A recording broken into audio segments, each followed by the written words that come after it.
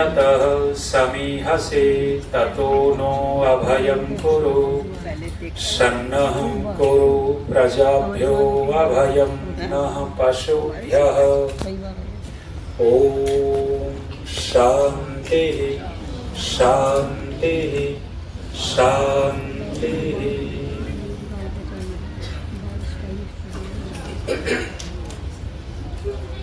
इस सभागार में उपस्थित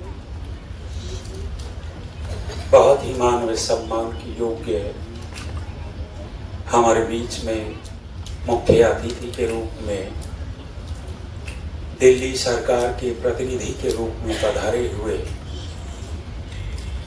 जिनके पिताजी का आर्य समाज के प्रति बहुत ही लगाव एवं समर्पण था, माननीय प्रवेश वर्मा जी, और जिनका मेरे ऊपर उपकार है। मैसूर मीमांसा दर्शन पढ़ने के लिए हम गए थे और वहाँ व्यवस्था हमारी थी नहीं, आर्थिक व्यवस्था। उस समय मेरी छात्रवृत्ति का प्रबंध करने वाले चौधरी मित्र सेन जी थे। उनके बहुत ही सुयोग्य पुत्र कैप्टन रुद्र सिंह जी हमारे बीच में बैठे हुए हैं। मैं कैप्टन साहब का सत्कार करता हूँ।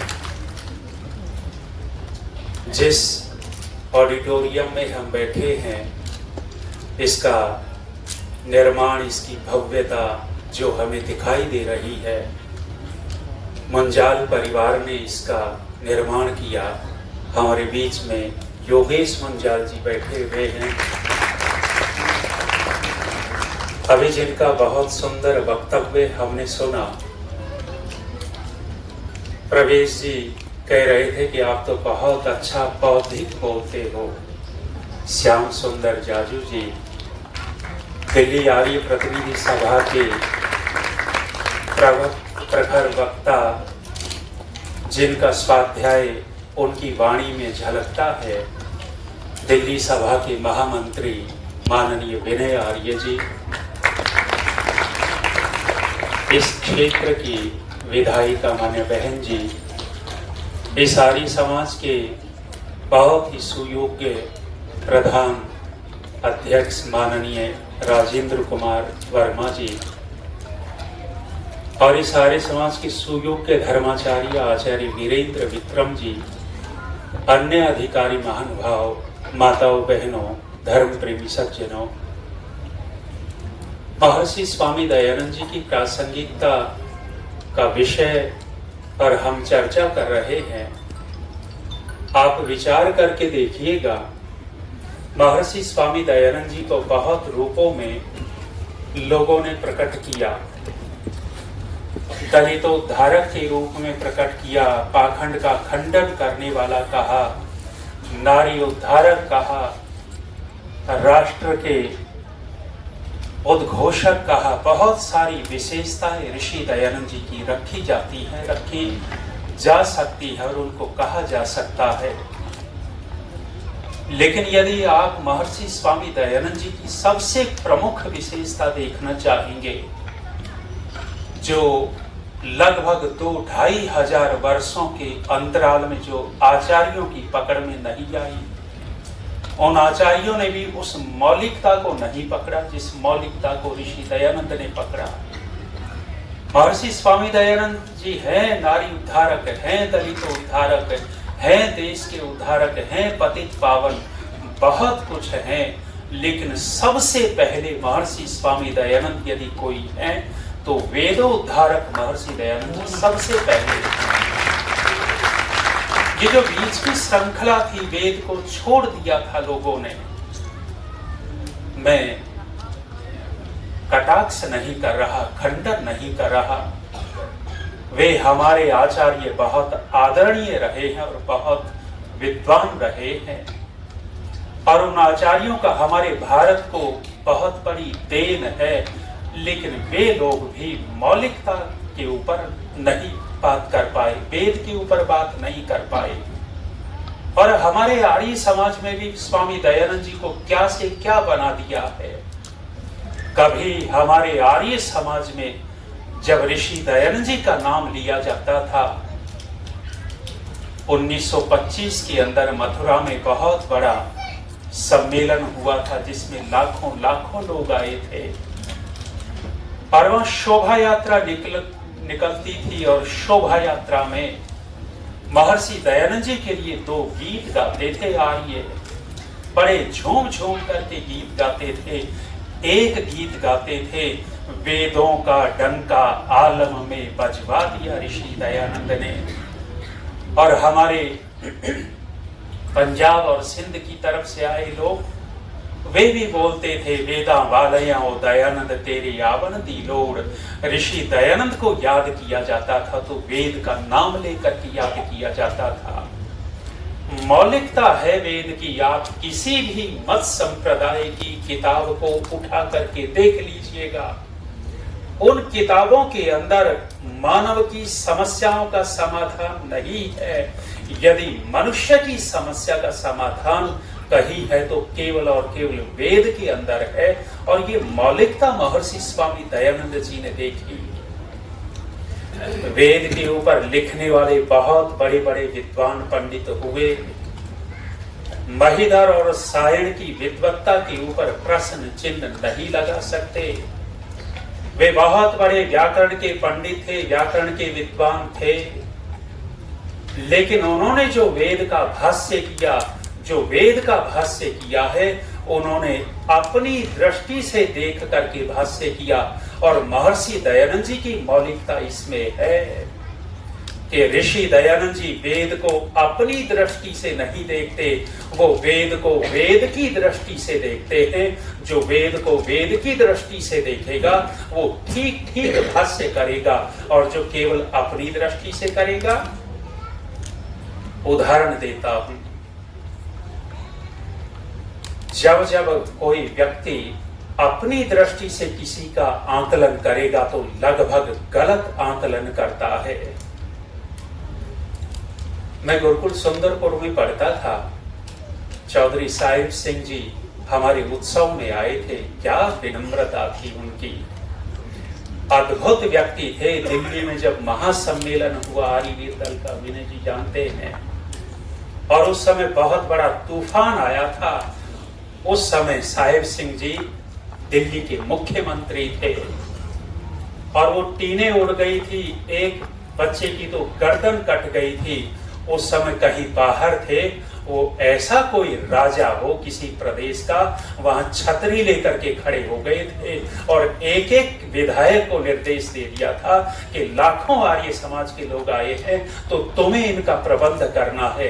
पूरी डीटीसी बसें लगा दी थी। प्रदेश का राजा हो तो ऐसा हो कि संकट में बीच में आकर के खड़ा हो जाए। सुंदरपुर गुरुकुल पढ़ता था मैं, उस समय वहां भी आए थे। सन 2000 में मेरा मन उखड़ा गुरुकुल से और इच्छा हुई कि कुछ दिन फक्कड़ों की तरह घूमना चाहिए। उस समय मेरे लंबे लंबे बाल थे, जिन्होंने पुराना स्वरूप मेरा देखा हो, दाढ़ी होती थी, लंबे बाल होते थे। मैं निकल गया और पंजाब की ओर गया। 2 महीने फक्कड़ों की तरह घूमता रहा। मैं सड़क से जा रहा था जालंधर, मई का महीना था, चप्पल जूते पहनते नहीं थे, नीचे से पैर जल रहे थे, ऊपर से गर्मी, प्यास और भूख लगी थी।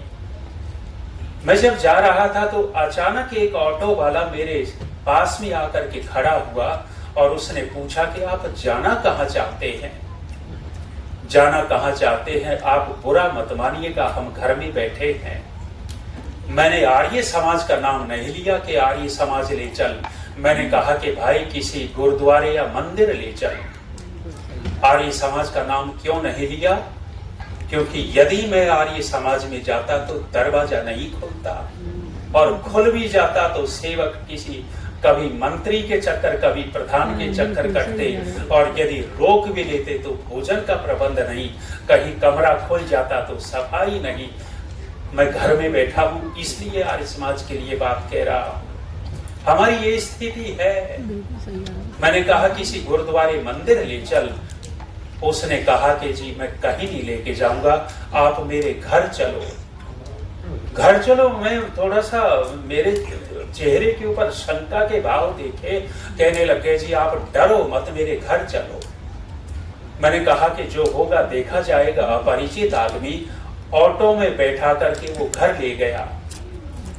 उस समय नमक मिर्च हम बिल्कुल नहीं खाते थे गुरुकुल में, तो उसने चीनी से रोटी खिलाई, पानी पिलाया, और फिर बाद में वो व्यक्ति कहता है कि मैं लेकर के क्यों आया आपको, लंबे लंबे बाल, दाढ़ी और ये कपड़े। वो कहने लग गया कि जी मैं ईसाई हूँ और मुझे लगा तो आज ईसा मसीह मुझे मिल गए। ईसा मसीह मिल गए, लंबे बाल, ये कपड़े, और अपने घर लेकर के चला गया। उसने जो मेरा आकलन किया वो अपनी दृष्टि से किया, जो मैं था वैसा आकलन किया। जब जब व्यक्ति केवल अपनी दृष्टि से आकलन करेगा तो लगभग गलत आकलन करता है, और जब व्यक्ति जैसा है उसकी दृष्टि से करेगा तो ठीक आकलन होगा। संयोग की बात ये हुई, जब मैं जाने लगा तो कहने लग गया जी कोई किताब दे करके चले जाओ। मेरे पास मेरी व्याकरण की पुस्तकें थी और थी नहीं, लेकिन एक पुरानी पुस्तक थी जिसका शीर्षक था दादी पोती की बातें। दादी पोती की बातें वो पुस्तक में दे करके आ गया, और वो पुस्तक का विषय क्या था? पोती अपनी दादी से पूछती है कि दादी इस भारत देश का पतन क्यों हुआ, और दादी अपनी पोती को समझाती है कि बेटी इन ईसाइयों ने भारत देश का नाश कर दिया, और वही पुस्तक में दे करके आ गया। बाद में उसने गालियां दी होंगी या क्या बोला होगा, लेकिन व्यक्ति जब अपनी दृष्टि से किसी को देखता है तो गलत आकलन होता है। हे आर्य समाज के लोगों, महर्षि स्वामी दयानंद जी ने जो वेद को देखा है वो वेद की दृष्टि से देखा है, अपनी दृष्टि से नहीं देखा। केशवम पतितम दृष्ट्वा द्रोणो हर्षमुपागत रुदन्ति कौरवः सर्वे हा केशव हा केशव। ये मैंने आपके सामने श्लोक बोला। मैं आपसे पूछता हूं ये श्लोक है कहाँ का हो सकता है? फिर से बोलता हूं, केशवम पतितम दृष्ट्वा द्रोणो हर्षमुपागत रुदन्ति कौरवः सर्वे हा केशव हा केशव। ये कहाँ का श्लोक? महाभारत का। महाभारत का श्लोक आप बोल रहे हो, लेकिन धोखा खा रहे हो।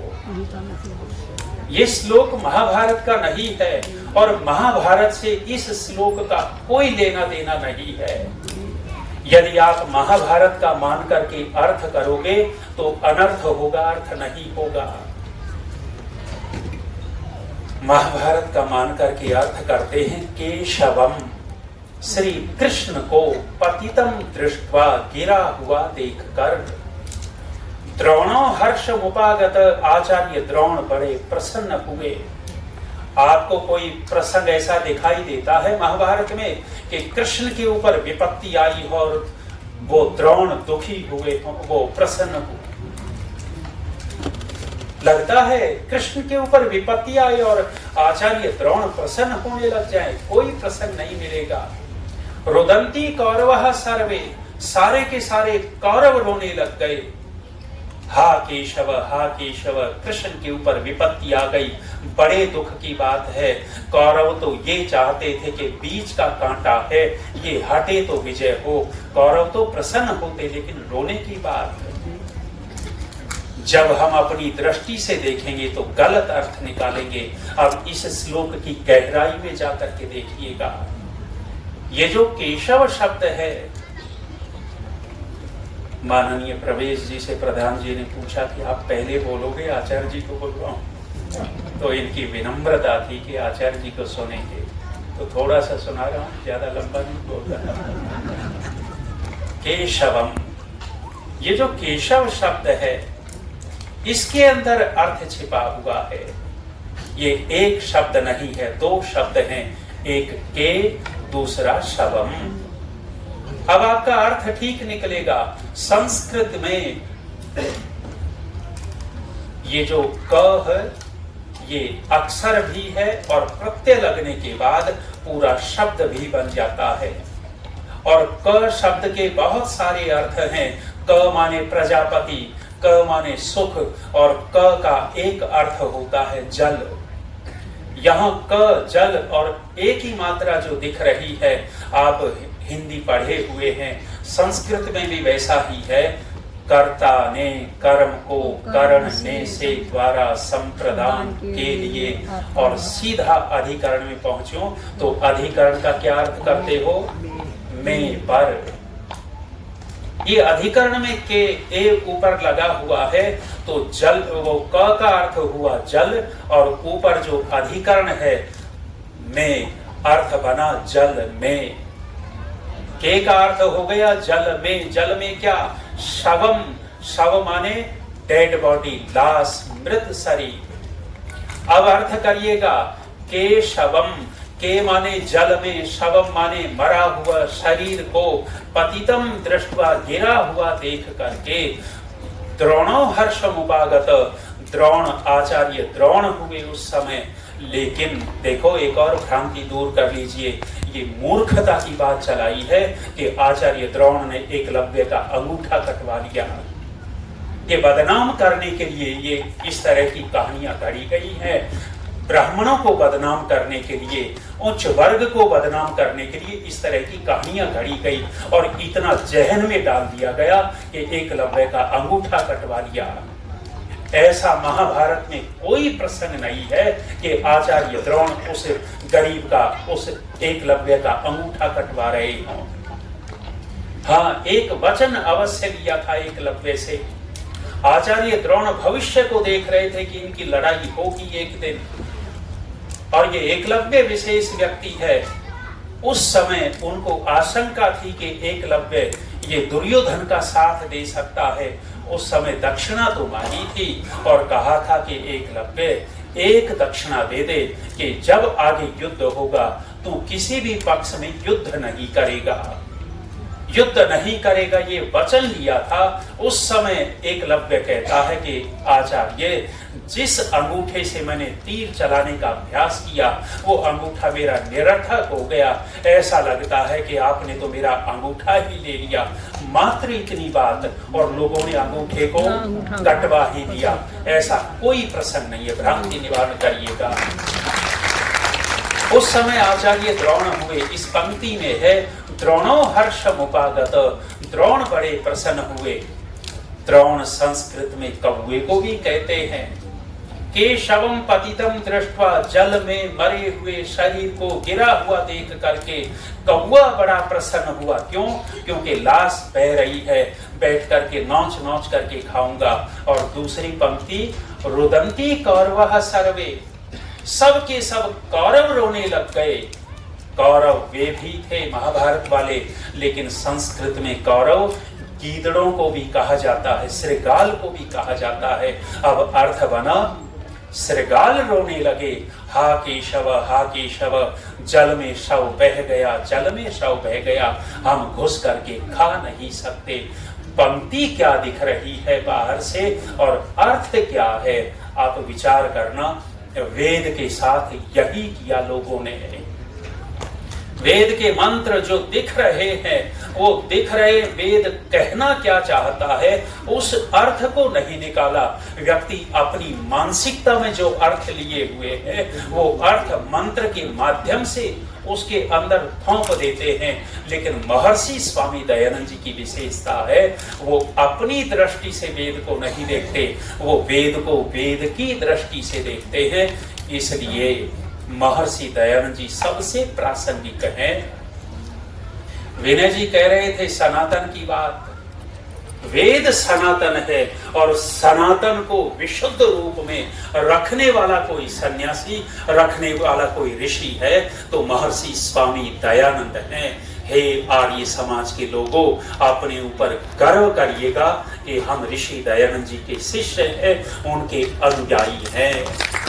एक बात कहकर के पीछे हटता हूं, हम उस स्तर तक महर्षि दयानंद जी को नहीं पहुंचा पाए, नहीं पहुंचा पाए हैं कि उस स्तर तक महर्षि को पहुंचा देवे। हम भाषण बहुत अच्छा दे लेते हैं, बहुत अच्छा बोल लेते हैं, लेकिन ऋषि की प्रतिष्ठा जहां होनी चाहिए थी, हमारे आलस्य प्रमाद के कारण ऋषि की प्रतिष्ठा वहां नहीं है।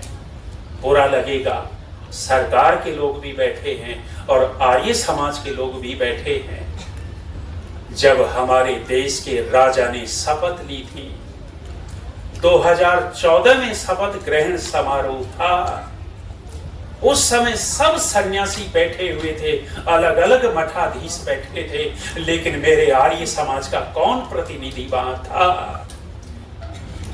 आर्य समाज का प्रतिनिधि नहीं दिखाई दे रहा था। क्यों नहीं दिखाई दे रहा था? क्योंकि हमारा आलस्य प्रमाद था। यदि संगठित होते तो ये तो सरकार है, राजा लोग हैं, ये तो भीड़ के पीछे चलते हैं। आपका संगठन हो तो आपका भी प्रतिनिधि वहां दिखाई देता। ये हमारी कमी है, हमारा आलस्य प्रमाद है।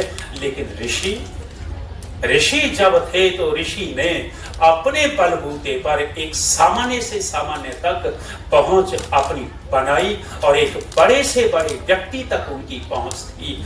2 उदाहरण देकर के पीछे हटता हूं। मुंगेर रेलवे स्टेशन पर महर्षि दयानंद जी टहल रहे थे। उस समय दिगंबर अवस्था में रहते थे, कौपीन मात्र पहनते थे। वहां अंग्रेज दंपति बैठे थे। अंग्रेज दंपति थे तो अंग्रेज की पत्नी ने अपने पति को कहा कि ये जो सन्यासी नंग धड़ंग घूम रहा है, मुझे अच्छा नहीं लग रहा, इसको कहो एक तरफ बैठे। अंग्रेज थोड़े शिष्ट सीधा नहीं गए, स्टेशन मास्टर के पास जाकर के कहते हैं कि इस सन्यासी को कहो स्टेशन मास्टर के लिए एक तरफ बैठ जाए, मेरी पत्नी को अच्छा नहीं लग रहा। ठीक है बाबूजी, मैं कहता हूँ। वो जब स्टेशन मास्टर ऋषि दयानंद जी के पास जाकर कहते हैं कि स्वामी जी थोड़ा आप एक तरफ बैठ जाते, उस समय स्वामी जी कहते हैं कि किसने, अंग्रेज ने भेजा होगा। महर्षि दयानंद जी कहते हैं कि उनको जाकर के कह दो, हम तो आदम और हव्वा के जमाने के हैं, तुम्हारा आदम हव्वा ऐसे नंगे घूमते थे, उस समय तो तुम्हें शर्म नहीं आती थी, बुरा नहीं लगता था, और मेरे से तुम लोगों को बुरा लगता है कि मैं एक तरफ बैठ जाऊं। निर्भीक सन्यासी ने बात कह दी। टहलते रहे, स्टेशन मास्टर फिर बैठ गया। उन्होंने फिर कहा अंग्रेज ने कि इनको कहो। उस समय स्टेशन मास्टर कहता है कि बाबूजी मैं इनको दबाव नहीं दे सकता, ये स्वामी दयानंद सरस्वती हैं। जब अंग्रेज ने ये बात सुनी, अंग्रेज स्टेशन मास्टर से हट करके ऋषि दयानंद जी के पास आता है। सिख की पगड़ी और अंग्रेज का हैट सामान्य स्थिति में नहीं उतरता, लेकिन वो अंग्रेज अपना हैट उतार करके सिर झुका करके कहता है कि स्वामी जी मैं आपको प्रणाम करता हूँ, मैंने आपका नाम बहुत सुन रखा था, आज दर्शन पा करके धन्य हुआ। ऋषि दयानंद ऊंचे से ऊंचे तक पहुंच गई और महर्षि दयानंद जी की पहुंच देखो कहां तक। एक सामान्य से सामान्य व्यक्ति तक महर्षि दयानंद जी पहुंचे हुए थे। जब पुष्कर ब्रह्मा जी के मंदिर में ठहरे थे, वेदभाष्य करते थे, बैठे थे अपनी कुटिया के बाहर, एक माता जी पूजा करने के लिए आई।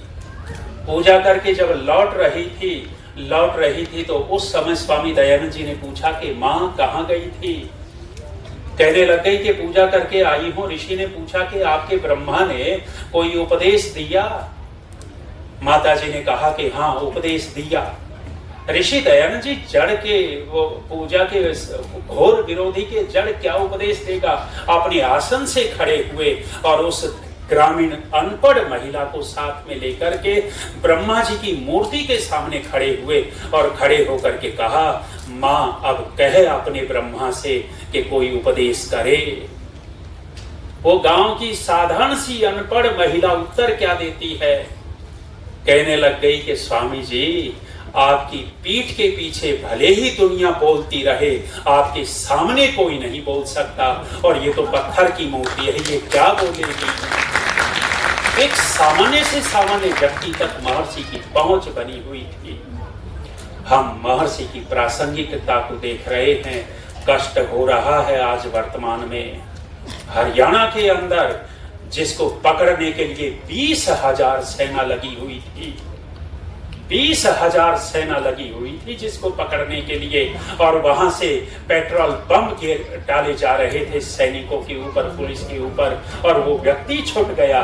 और छूटने के बाद यहाँ हमारे नेता उसके चरण पखार रहे हैं, वहां जा जा करके उसके आशीर्वाद ले रहे हैं। जिसके ऊपर देशद्रोह का मुकदमा हुआ, जिसके ऊपर हत्या का मुकदमा चला, जिसको कारावास हुआ आजीवन, और है राजनीतियां, छुट करके आ गया है। और आज पूरे हरियाणा में उसके फोटो हैं।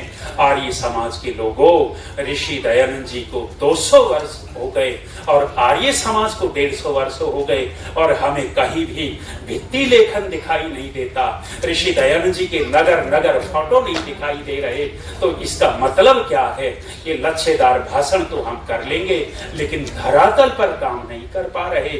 पूरा हरियाणा रामपाल के फोटों से पटा पड़ा है, और हमारा ऋषि दयानंद है। आचार्य बलदेव जी थे। आचार्य बलदेव याद आते हैं, वो तपस्वी संत। राम ने खरदूषण को एक तीर मारा था।